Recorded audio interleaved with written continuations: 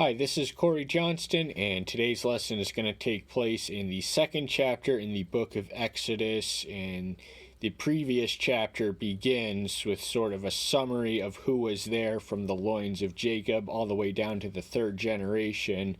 The combined families of his 12 children amounted to 75 people. Sixth verse, and Joseph died, and all his brothers, and all that generation. And the children of Israel bore fruit and increased, very much multiplied, and became very strong, and the land was filled with them. So Joseph, we meet him. The book of Genesis ends with him being buried at the age of 110 years old in the land of Egypt. The 50th chapter of Genesis really takes us to where Jacob is buried, even though he settles in Egypt, because Canaan, the land of the promise where the patriarchs had Roman wandering, a famine hit, and Joseph was situated in Egypt. He had the ability to interpret dreams. Pharaoh had a disturbing dream, and that kind of plugged him into the second in charge there. And the generations after him got comfortable there. They settled there. They were allotted a land. The tribe of Goshen, which were the choice shepherd fields of the Egyptian land, and because the Egyptians kind of looked down on the whole trade and craft of shepherding, the Hebrews performed that vital function for their society and economy, but they married within their tribes and procreated within the same, so they became a nation within a nation. They had their own identity. They were marked with the circumcision, and they were growing at an alarmingly a sufficiently fast enough pace to compel the Pharaoh to get nervous. Then a new king arose over Egypt who did not know Joseph. So a new king came into power, and now the king is alternately referred to as Pharaoh. That is a term which is Hebrew in origin. It translates as great house.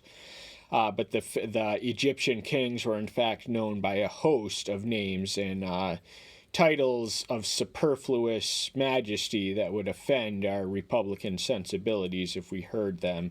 That there was mystique and majesty in a multitude of titles, so Pharaoh was certainly not the only thing they were called in their own age. But we don't know the name of him, and the most likely one could be Amhos I, the founder of the 18th dynasty, and which restored control of Egypt to the native indigenous people there, and whereas Joseph probably came down during the Hyksos, the people from the northeast who came down in chariots. They were Asian, and they came in and swept over, and the Egyptians had no cavalry that they could muster, so they literally swept in, but then the Egyptians learned to use horses, and they took control of their own land and eventually spread into an empire.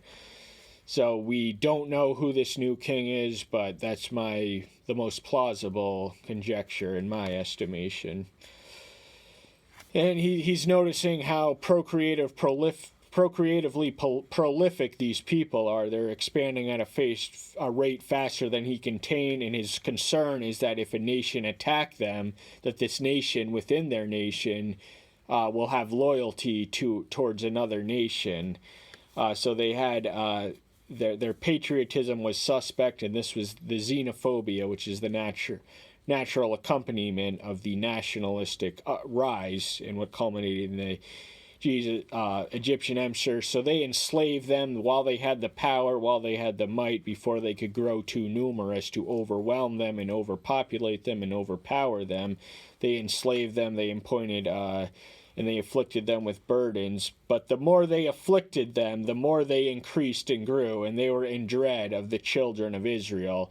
So for at least 400 years, 430, according to Exodus 12:40, but they had backbreaking slave manual labor, but in spite of this, they kept growing, and they were getting too alarmingly large as a slave population. A slave population can only, I think Sparta was the most extreme example in the ancient world. They had a 5-to-1 free man to slave ratio. So this nation was getting close to as many people as the Egyptians, so we say. and this results in birth control measures and semi-genocidal initiatives. And the Egyptians made the children of Israel serve with hardness, and they made their lives bitter with hard bondage in mortar and in brick and in all kinds of work in field. And all their works which they made to do was with harshness. So they not only made their lives a living hell, they shoved it in their face. They purposely, sadistically tortured them, just for the sake of reminding them who was boss and whose land it was. So they didn't like them kind of growing up as a nation within their nation. They did not share their blood. They did not share their religion, or perhaps some of them did. Their enslavement might have been a consequence of their succumbing to idolatry. So we don't know what happened since Joseph died and how many years or generations even passed between them and their enslavement. The Hyksos were expelled within about 100-year period, though.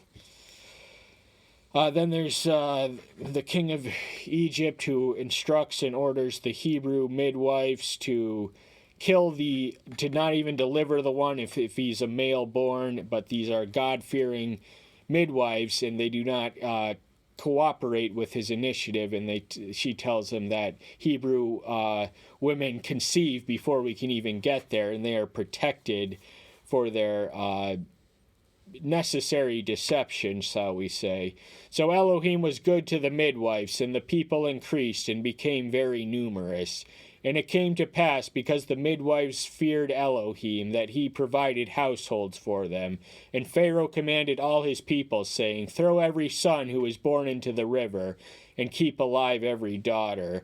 So this is infanticide, whereas what was priorly performed to be commanded would have been abortion. This is killing of infants, so as soon as they come out, since the Hebrew midwives can't get there quick enough, and they're provided households for their deliberate deception, that is the standing edict and order of an absolute monarch in the territory he rules over, to kill the most recent born of every male son. And during this time, Aaron had been born 3 years above, and Aaron and Miriam were Moses' elders.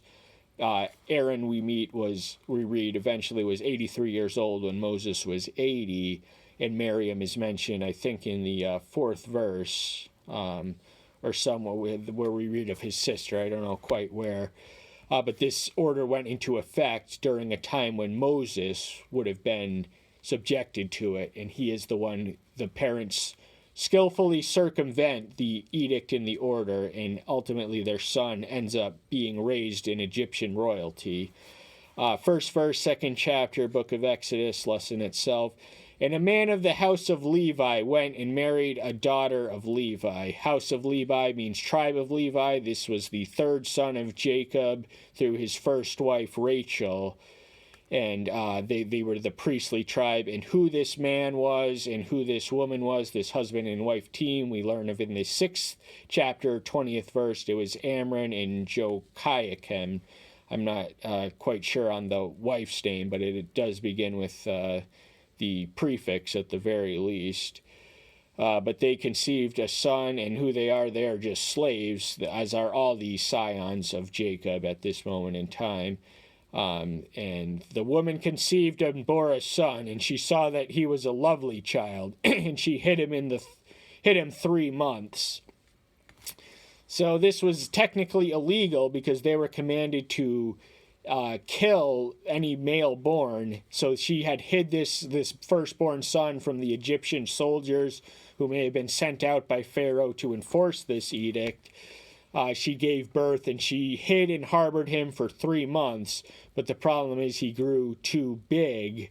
But he was a lovely child. He is described by Stephen in the 7th chapter of Acts as well approved and well pleasing to Elohim. So Elohim had a destiny for this child of destiny, and much like his own son, he would circumvent the edict of a sadistic, murderous tyrant, Herod the Great in the son's case. And we think the Pharaoh who may have issued this would have been Thutmose III, who reigned in the 18th dynasty But we don't know with historical precision and accuracy. The important thing is that she successfully circumvented him after a period of 3 months, and then the child grew too big, so she had to resort to something else. And when she could hide him no longer, she took an ark of papyrus for him and coated it with tar and pitch, and put the child in it, and laid it in the reeds by the edge of the river. So because she could no longer conceal and hope to get away with the fact of her illegal son, she made an ark of papyrus. That's the same word that's used. The only other time it's used is in reference to the ark that Noah built. And an ark isn't a ship of navigation. It is something that is designed to survive and float upon the ocean, but not necessarily to navigate through. So this was just a basket, but it's the same word of papyrus. Papyrus is the plant which grows prolifically along the Nile. It's from papyrus that paper, our word paper, comes from. So the Egyptians originally wrote on top of papyrus, but is also strong and sturdy enough to construct a floatable boat if you arrange it correctly. And it's coated with tar and pitch, just like Noah's Ark. We read the same thing there, the same process. This enables it to float and withstands it from the elements. And inside it is the child, and she's just laying it in the reeds, perhaps to conceal him, by the edge of the river. The river would have been the Nile River, which would have been worshipped as a goddess and reverenced as a life-giving source by the ancient Egyptians. And his sister stood at a distance to know what would be done to him.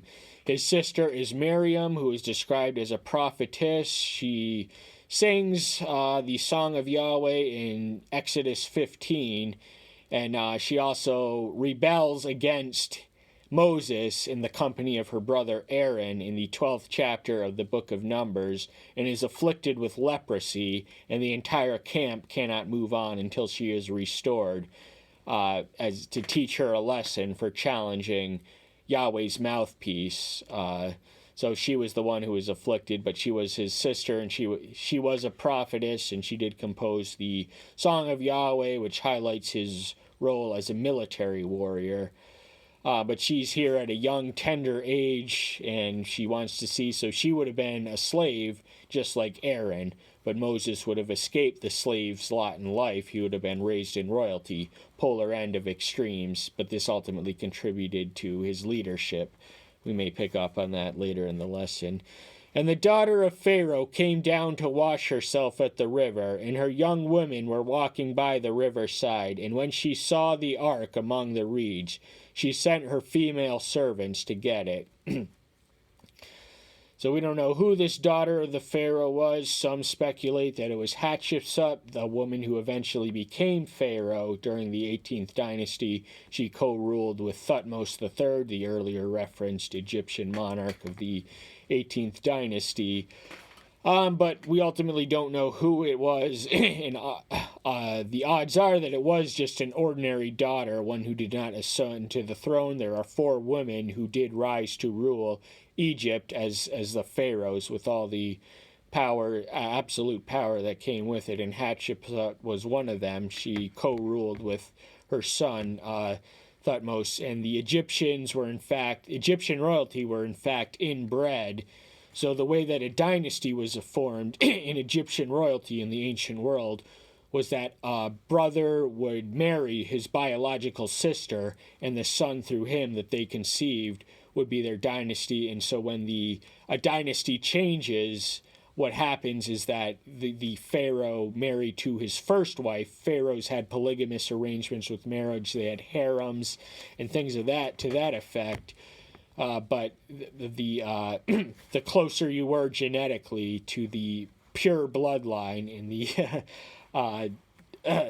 incestuous calculation of that equation, you were considered to be royal. So your chances of inheriting the throne were in fact increased exponentially if you were inbred. But pharaohs did have other women who were wives, and if they could not conceive one through their natural born sister, they would conceive one through them, and that would signalize a change in dynasty. And but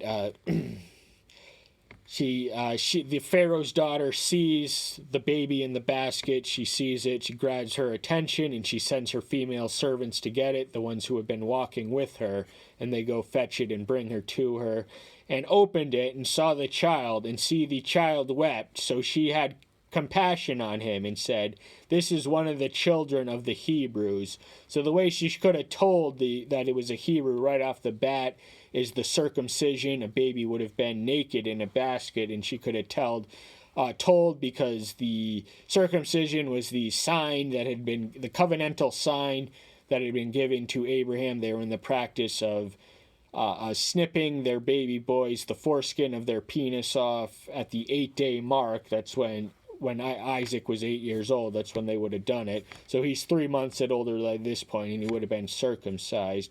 But the combination, just him being in a basket and him weeping, the combination of factors, a child crying stimulates a maternal instinct in her, and she eventually adopts him as his own and raises him in royalty.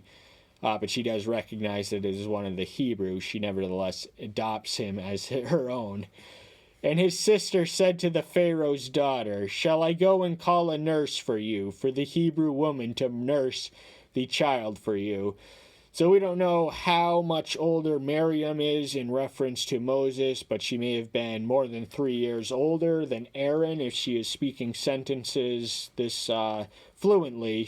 She signalizes and communicates to them, "Do you want me to go fetch a Hebrew nurse?" So the sister would have been Miriam, who says to Pharaoh's daughter, "Do you want me to fetch a Hebrew nurse to raise this Hebrew child, to nurse this Hebrew child for you?" And it wouldn't have been fitting for royalty to nurse their own children. So the customary practice throughout the history of almost any monarchy is it was considered undignified for the royal breast to suck her own child. That's at least the way it was in England, and it may have been the same way in ancient Egypt. So she's asked, it's a Hebrew child, and do you want me to have a Hebrew mother to, at least nurse and suck the child for you? You can still keep it as your own and raise it. And Pharaoh's daughter said to her, "Go." And the girl went and called the child's mother. So she signals her yes, her approval, her affirmation of her suggested course of action. The girl, that's Miriam, went and called the child's mother. That would have been her mother. She is the sister because she's the sister of the 7th verse. So she is the connection. And Pharaoh's daughter said to her, "Take this child away and nurse him for me. Then I shall pay your wages." So the woman took the child and nursed him. So at the Pharaoh's daughter's summon and command, and her command would have been binding, it would have been not quite absolute, but close. It would have been a royal decree and would have been treated as more than trivially.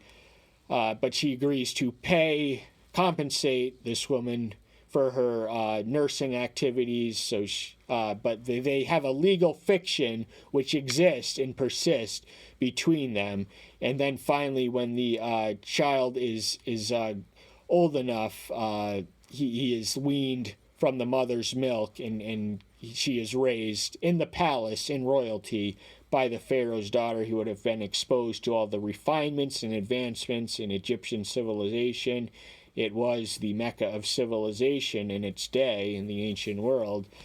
So he had all the privileges of royalty with none of the responsibilities, but he may have been entrusted pharaohs because they were polygamous. I think Ramses II had 111 sons born through his multiple wives.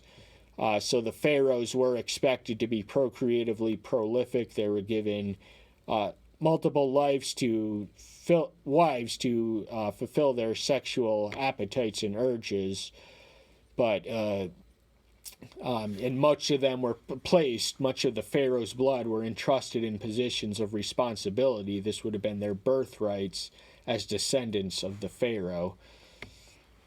And the child grew, and she brought him to Pharaoh's daughter, and he became her son, and she called his name Moses, saying, Because I have drawn him out of the water. So Moses is an Egyptian name, and after, however long it takes to wean a child off of the mother's breast milk is when it is adopted fully, or he's the connection between his maternal mother, his biological mother, for all intents, ceases and desist. But the name Moses is Egyptian, and it means to bring out from. So she was drawn from the well, and Moses is semantically connected to a lot of the rulers of the 18th dynasty, between Amhos, Mos, Thutmose, Mos, and Ramses. MESES is close to MOSES. So it is Egyptian in origin, and the name is connected because she had drawn him out of the water. So Moses, remember, means to bring up. And we're going to cut this chapter short because we actually read of 2 episodes in this second chapter, and we don't have the time to cover the range and the appropriate attention and detail. That's all the time we have for today. Thank you so much. I'm so glad to see you. Take care until next time. I'll see you then. Bye-bye.